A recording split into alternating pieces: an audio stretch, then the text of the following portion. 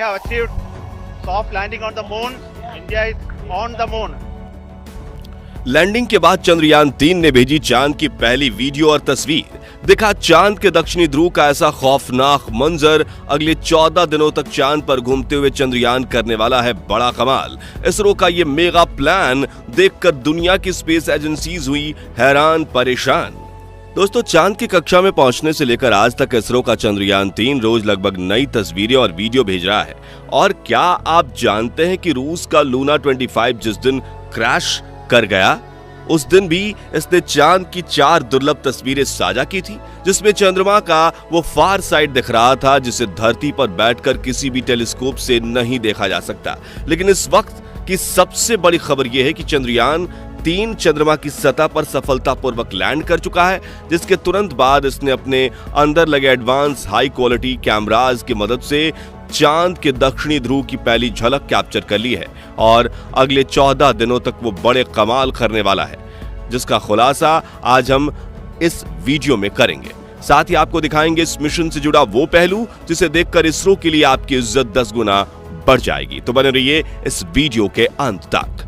दोस्तों, 14 जुलाई को पृथ्वी से चांद के लिए रवाना हुआ चंद्रयान 3 ने इतिहास तो तब रचा जब उसने 23 अगस्त की शाम चांद के उस साउथ पोल पर लैंडिंग की जहां आज तक दुनिया का कोई देश नहीं पहुंच पाया। चंद्रमा का यह हिस्सा आज भी अपने अंदर अनेक ऐसे रहस्य समेटे हुए है, इसलिए दुनिया भर के वैज्ञानिक इसमें काफी रुचि दिखाते हैं। इसी बीच इसरो की तरफ से एक बहुत ही बड़ी गुड न्यूज ये आ रही है कि चांद पर लैंडिंग के बाद चंद्रयान 3 के विक्रम लैंडर की कंडीशन बिल्कुल ठीक है और इसने चंद्रमा पर रिसर्च करने के लिए अपने प्रज्ञान रोवर को चांद की सतह पर खुला छोड़ दिया है। और ये एआई रोबोट अगले 14 दिनों तक चांद के बहुत बड़े खुलासे करने वाला है। वहीं विक्रम लैंडर के एडवांस कैमराज ने चांद पर अपनी लैंडिंग साइट की सबसे ताजा तस्वीरें भेजी हैं।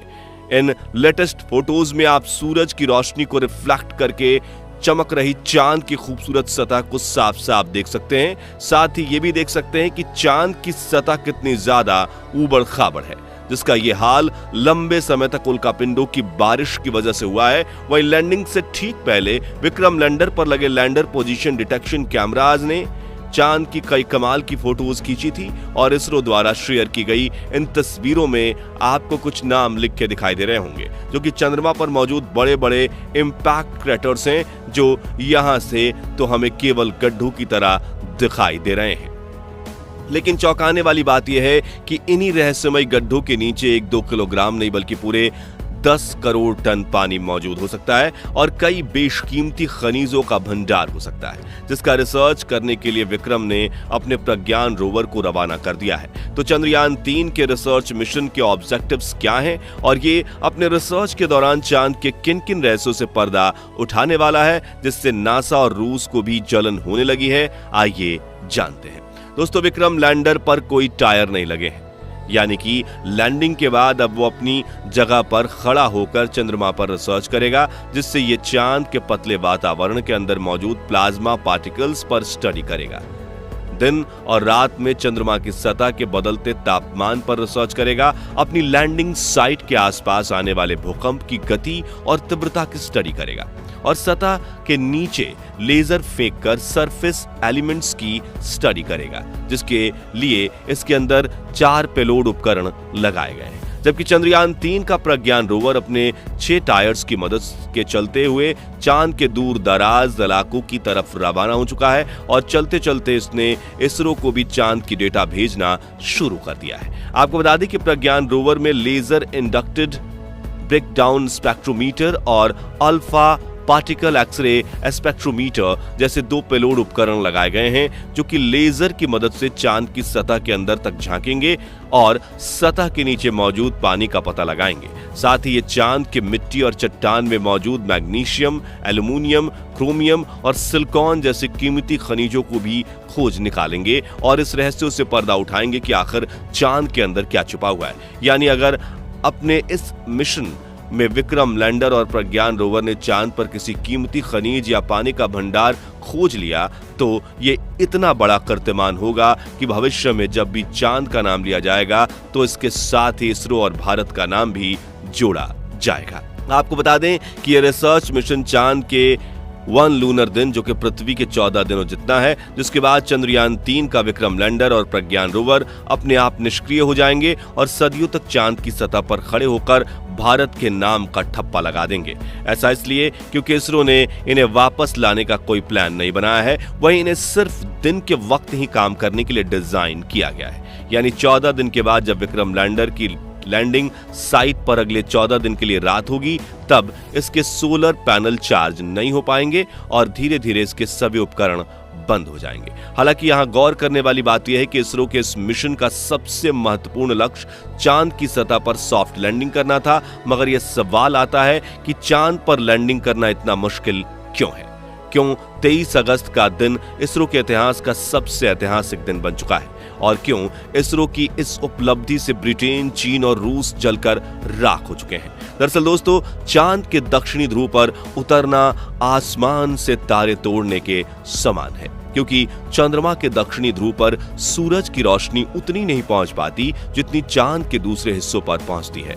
इसी वजह से चांद के दक्षिणी ध्रुव पर चारों तरफ घनघोर अंधेरा रहता है। वहीं पृथ्वी से चंद्रमा के इस क्षेत्र की दूरी ज्यादा होने की वजह से लैंडिंग के दौरान कमांड सेंटर का लैंडर से संपर्क टूटने का भय बना रहता है। साथ ही चांद पर ऐसा कोई मजबूत वायुमंडल भी नहीं है जो लैंडिंग के दौरान घर्षण पैदा करके लैंडर की रफ्तार को कम कर सके। इसी वजह से चंद्रमा के इस हिस्से में लैंडिंग करना काफी चुनौतीपूर्ण रहता है। ऐसे में किसी भी स्पेसक्राफ्ट को चांद पर लैंड करवाने का एक ही तरीका मुमकिन है, जिसे चंद्रयान 3 के विक्रम लैंडर ने ही अपनाया था। इस तरीके में लैंडर को चांद की सबसे छोटी ऑर्बिट में अपनी न्यूनतम ऊंचाई वाले बिंदु तक ले जाया जाता है, जो कि 20 से 30 किलोमीटर एल्टीट्यूड के बीच होता है, जिसके बाद लैंडर अपनी कक्षा छोड़कर चांद की सतह पर उतरने के लिए रवाना होता है और नीचे पहुंचने के दौरान अपने थ्रस्टर्स का इस्तेमाल करना शुरू कर देता है, जो उल्टी दिशा में फोर्स लगाकर इंजन ब्रेकिंग का सहारा लेते हुए स्पेसक्राफ्ट की रफ्तार कम करते हैं।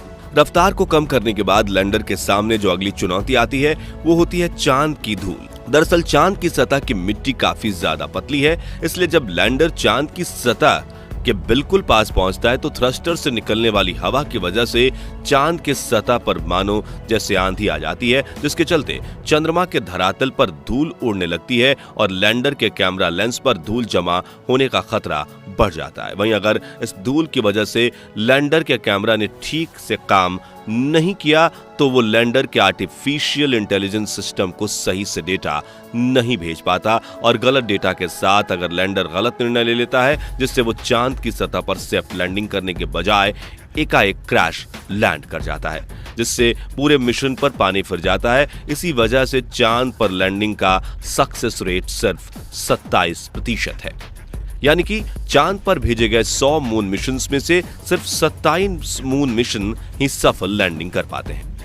इसी बात से आप ये अंदाजा लगा सकते हैं कि आखिर चंद्रमा पर लैंडिंग करना कितना मुश्किल है और इसरो कि चंद्रयान 3 ने कितना बड़ा कमाल कर दिखाया है। और इस मिशन से इसरो ने वो कर दिखाया जो नासा और रूस जैसे बड़े देश भी नहीं कर पाए हैं। जी हां, नासा ने आज तक चांद की दक्षिणी ध्रुव पर कोई मून लैंडिंग मिशन नहीं किया, जबकि रूस तो चंद्रयान 3 से आगे निकलने की हड़बड़ी में एक हफ्ते पहले ही अपने लूना 25 मिशन में बुरी तरह से फेल हो चुका है। यानी भारत ने अमेरिका और रूस जैसे बड़े देशों को भी पछाड़ दिया है और पाकिस्तान तो अगले 100 सालों में भी स्पेस रिसर्च की फील्ड में भारत के आसपास तक नहीं पहुंच पाएगा। तो दोस्तों, क्या अगले 10 सालों में भारतीय स्पेस एजेंसी इसरो, नासा, चीन और रॉसकॉस्मॉस को पीछे छोड़ पाएगी या नहीं? इसके बारे में अपनी राय हमें कमेंट्स में जरूर बताइए। और अगर आपको इसरो के चंद्रयान 3 मिशन पर गर्व है तो इस वीडियो को लाइक और शेयर जरूर कर दीजिए। साथ ही मिशन से जुड़े ऐसे ही लेटेस्ट अपडेट्स के लिए हमारे चैनल को सब्सक्राइब और फेसबुक पेज को फॉलो जरूर करें। धन्यवाद।